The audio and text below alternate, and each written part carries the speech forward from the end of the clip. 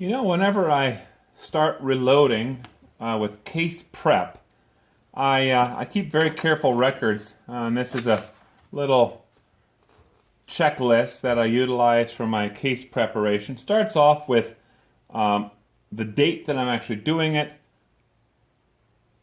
the cartridge that I'm prepping, and the quantity of those cases. Now this happens to be the Norma brass that I'm using to reload for this 5.56 223. And notice this is 223 ammo. It's not really 5.56. So my little question that I ask people a lot is, hey, you know, if we're reloading a 223 case and the recipe calls it 223 or something like that, we reload it with a certain charge, a certain bullet, combined overall length, and so on and so forth. And then we take a 5.56 case and we load it identically. Same powder charge, same bullet, same combined overall length. Is there really any difference between those two? The answer is yes. Because we're using a 5.56 case in the second example, that load is actually loaded as a 5.56. And we can expect higher pressures out of that load in contrast or in comparison to a 223. And that's simply because the brass of the 5.56 case is thicker, therefore the chamber, the burning chamber, whatever you want to call it, inside this case is smaller in a 5.56 relative to a 223. So if you're pushing your loads and getting them kind of hot in a 223, and then you just kind of arbitrarily start using 5.56 brass, you could be asking for trouble. And so that's something we should just be aware of. Anyway, this is 223. And my first thing, apart from opening up my journal, if you want to call it that, is to wipe these things down and do a quick inspection of them.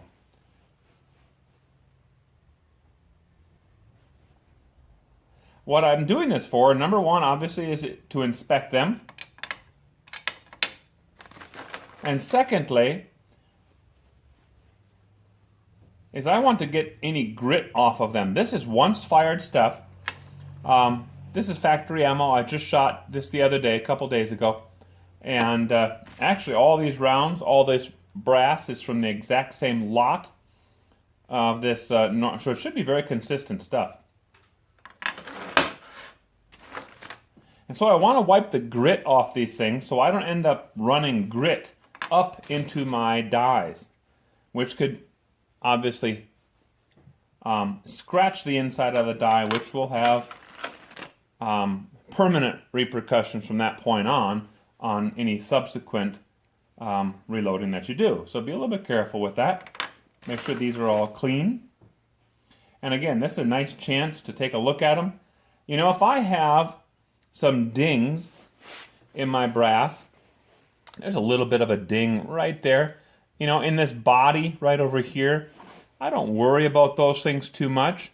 I will worry about those things a little bit more as I'm trying to craft better and more consistent brass. I'll worry about those things. Now, if I have dings on the shoulder, dings on the mouth, or on the neck, I should say, I don't like that.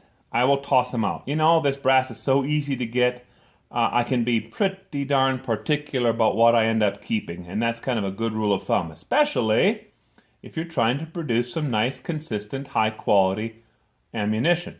Now, this sort of thing, you know, a little bit of a dent right there in the mouth, not to worry about that at all. The resizing will completely take care of that.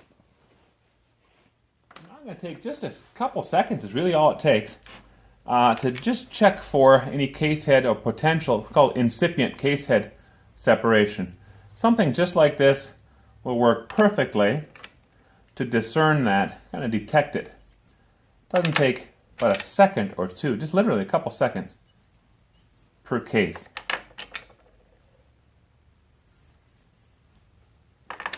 Now for those folks who use progressive presses, I still think you should be doing this. The progressive press is not going to do that for you, but you can do it before you end up sending those things into those progressive presses like the Hornady Lock and Load.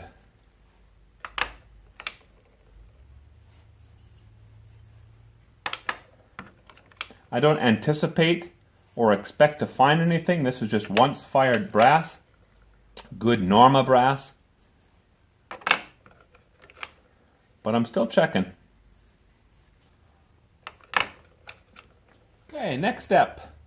I'm going to use this Hornady one-shot case lube. This is a different case lube than what they used to sell. They can't get that. They don't sell that stuff anymore. I thought that was pretty good stuff, but this is a aerosol-based case lube. I'm going to go ahead and use this. Shake it up pretty well.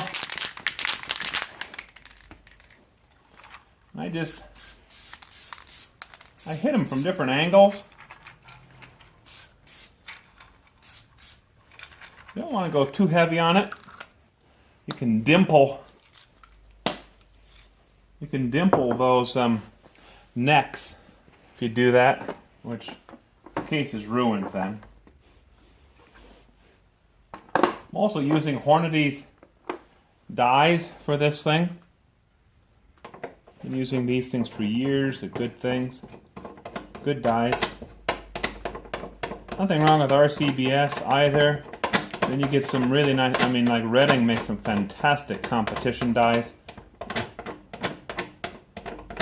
When you're putting this in here, you got to make sure that you screw the die down completely. If you just leave it just a little bit backed off, you're not going to get a consistent sizing on this thing. And that goes for all the dies. Bullet seating and so on and so forth. Make sure that you're tight, that you screw these things in all the way. And of course, we need our shell holder. Pop that into place.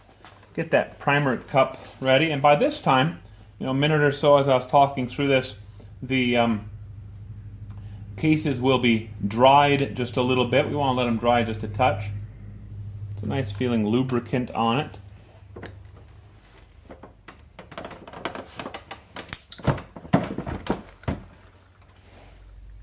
There we go.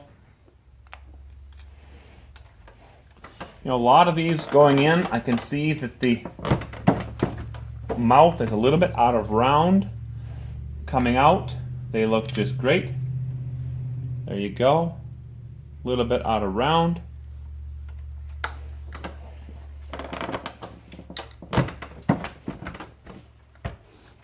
And coming out, looks great. The other thing I wanted to mention on resizing is that for these semi-automatic, really any semi-automatic rifle, you want to full-length resize every time. Don't do neck sizing only. That's going to give you some jams, going to give you some problems. It's a little bit different than when we're crafting rounds for bolt actions or something like that. We can oftentimes do neck sizing only, but that's not the case when we load for semi-auto. Well, I'm going to go ahead and finish up these 37, the rest of these 37 that I'm doing, and we'll be right back. Okay, we're now going to check for what's called case head expansion, CHE. And what we're looking for is this spot right here. And we need it to be less than or equal to 375. So that's smaller than that, and that's good. I check all of them, and then I record in the journal that the maximum size that I measured for this bunch of brass is, in this case, at 374.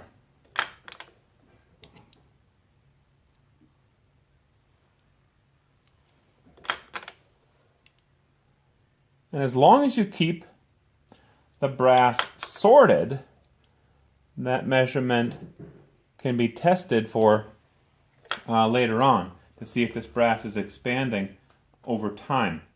Once it gets close to that or hits that 375, you got to start tossing the brass. That's what I do. I throw that brass away.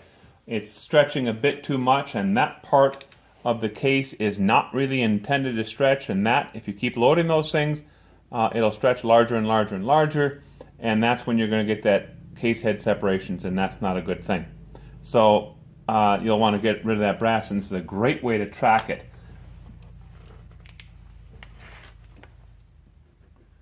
So they are all less than or equal to 0.374 of an inch. Next we're going to do a length test. I use this. This is a Lyman case length gauge. It's called EZ case length gauge. And all we have to do is we have to find the 223 Remington, that's right there, and make sure that our cases are less than this length. Now I'm expecting that some of these things are going to be a bit long. These are good. These are going really nice so far. Ideally, they'll be exactly, you'll feel it almost like scraping. That's perfect. Nothing wrong with that at all. And if they're all like that, heck, that just means that we've got some very consistent case length. If they're long, if you get some long, it's all right. We have trimmers, and we can trim those. What we don't want is anything too long. And if they're too short, that kind of makes you start wondering what the heck is going on. You don't see that too often. I do see it sometimes. Normally it's the factory brass was just short, is what I'm seeing. And that happens, I've seen it on 5.56 and 2.23. Well, they all made it. No trimming necessary, so that's lucky day for me. You know, oftentimes when I'm crafting, and normally when I'm crafting precision ammunition, I'm going to turn the necks to uniform those things. But that's not what we're making here. We're not looking for high precision ammunition. We're looking for some good ammunition. Number one, reliability. Number two, we want to see if we can beat factory ammunition for some precision and accuracy. But I'm not going to be turning necks. My next step then, I'm going to cross off neck turning. I'm not going to do it. My next step then is to wipe these back down. I'm wiping them down because I want to remove that lubricant from them at this point. I leave the lube, the case lube on them, all the way through the trimming stage. And since I don't have to trim, skipping that step and so on, I can wipe them down at this point. We're going to move over to the case prep station after this and do primer pockets, chamfer, deburr, and the other thing we got to do is we're going to talk about how to remove military crimp from these cases. Now this isn't like Lake City or military surplus type of ammo that has a crimped primer, but we're going to talk about how to do that nonetheless so you folks are familiar with that process. There's a nice attachment for the RCBS case prep tool that does that just beautifully for you. This is our RCBS case prep station. I've got a setup of 5 different stages. The first is this little brush here that's going to clean the primer pockets, pretty well. Then I have my this is the crimp removing stage, and I'm going to run this in so you can see how that works. For me, it's just a good habit to get into when I'm doing 5.56 and 2.23. If that case happens to have a crimp on the primer, this will get rid of it. I don't have to sort them first. Oh, this one might have it on, this one does, this one doesn't, whatever. I always run this. And then we're gonna uniform the primer pockets themselves. This is another fast step, and it does pay dividends. If we can get very uniform and consistent ignition of that primer into the powder charge, I know that pays dividends. I do that with all my cases at all times. And then we're going to deburr and chamfer. Deburr and chamfer. I know a person might argue and say, you don't have to do that because you didn't trim them. But this is, again, a very quick stage. And again, I think that improves the bullet seating, the consistency of my bullet seating, and I think it pays a little bit of dividends for us as well. So let's go ahead and get started.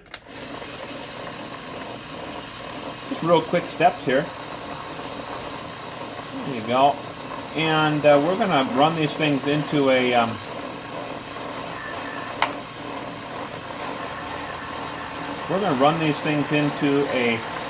cleaning afterwards.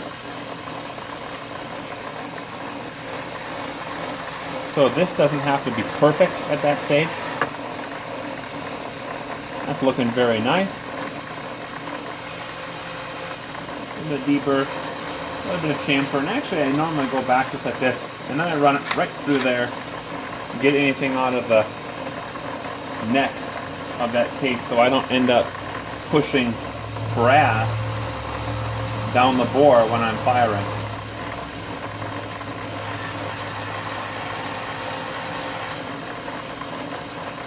It's that fast. It's that fast to remove a military crimp. You know, even if it had a pretty good military crimp on that primer, that thing will take it off just about that fast. Now this is kind of interesting. This case right here has gone through all the same preparations as the next one I'm going to show you. But notice how this bottom of the primer pocket looks different from this one here. Do you notice how, let's say, shiny this one is? What that means is that our primer pocket uniforming tool from the RCBS case head prep station made contact with the base of that primer pocket, and it took off a little bit of brass, thereby making it look so shiny. This one does not have that same shiny appearance, which means that the primer pocket uniforming tool did not make contact with the base of that primer pocket, or the let's call it the sealing of that primer pocket. Now, what does that mean? Does that mean that I did a bad job of prepping these cases? No. What that means is that this is a slightly deeper primer pocket compared to this one. And no amount of work on my part would make this one look just like that one. Okay, so if I was really loading these for high precision, I'd say I don't want to load this one. And I'd maybe put it in my blasting ammo type of cases. But I would want this one because I know when it is compared to all the other ones, and there are quite a few that look like this and quite a few that look like that, but compared to all the others that look just like this, I know I have more consistency if I keep it like this. If all of my primer pockets look like this, I don't really know. Are they all really deep primer pockets, consistently deep? I doubt it. So looking for precision, if we're talking precision, I look for this. There we have it. And isn't that pretty? That's the Norma brass that I've been working on. And it's some of the brass that I'm going to be using for this first loading. Now, just a little while ago, they came out of the ultrasonic cleaner, and I use that Hornady case cleaning solution. It works very, very well, as you can see. So my next step here, before I actually load them, I'm going to weigh them and sort them based on weight. And I'm going to choose the 10 most consistent pieces of brass for this experiment. Now, the rest of our experiment uses other brass. For instance, I have a bunch of Lake City head stamped brass, and I'm just going to grab 10 of those. I am going to weigh them, but I'm not going to sort them based on weight. I'm going to weigh those things because I want to know, I want to track the effect of case weight variability in what we're going to see in muzzle velocities, as well as looking at the accuracy or precision as well. We also have Federal Champion head stamped brass. Now this is the stuff that you'd get from the American Eagle and those sort of ammunition. And lastly, I have literally an assortment, and this is literally an assortment of different head stamped brass. There can be some Federal in here, there can be some Lake City, there can be some Norma in here. There's a bunch of different stuff in here. PMC, Independence, well that is Federal, IWI, etc., etc. Here's what we're working with. Now you'll see the Norma brass. Recall that that has been weighed and sorted by the weight. In fact, the 10 that I selected were all within 1/10 of a grain of each other. Lake City, Federal, and the assorted brass were just randomly selected brass, and to help track the effect of various case weights and corresponding case volumes, I did weigh those. And actually, the Lake City is relatively consistent for just a random selection that I did. Notice how the assorted brass has the highest variability, or in other words, standard deviation. That is to be expected, and that also helps us to understand that different name brands of brass are actually made just a little bit different, that there's consistency within certain brands of brass.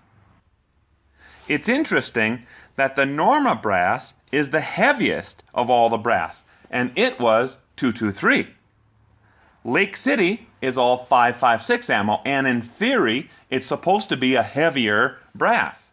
But that's not what really happened in this instance. So what do you think?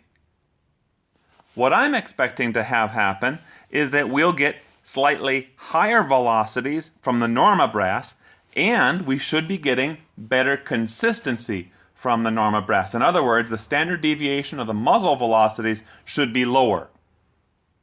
As far as accuracy, or rather precision, is concerned, if we have more consistent muzzle velocities, that should translate into better accuracy downrange. There's a lot of extra variables that come in, however, as you know, all the way down to trigger squeeze and, of course, sight alignment, wind, etc., etc. Now I'm going to be loading 40 rounds, these 40 cases right here. I'm going to be using CCI's number 400 small rifle primers. I'm going to be using exactly 25.0 grains of Varget. Now that's starting load, and we're going to start with this and work it up as we do different test cases in this season of extreme reloading. And I'm going to be using the 40 grain Nosler Varminator bullets. Well, that wraps it up for this episode. Make sure to watch for our next episode, where we're going to head out to the range and fire these 40 rounds along with 10 rounds of factory ammo. I'm excited to see how this all plays out. Thanks for watching.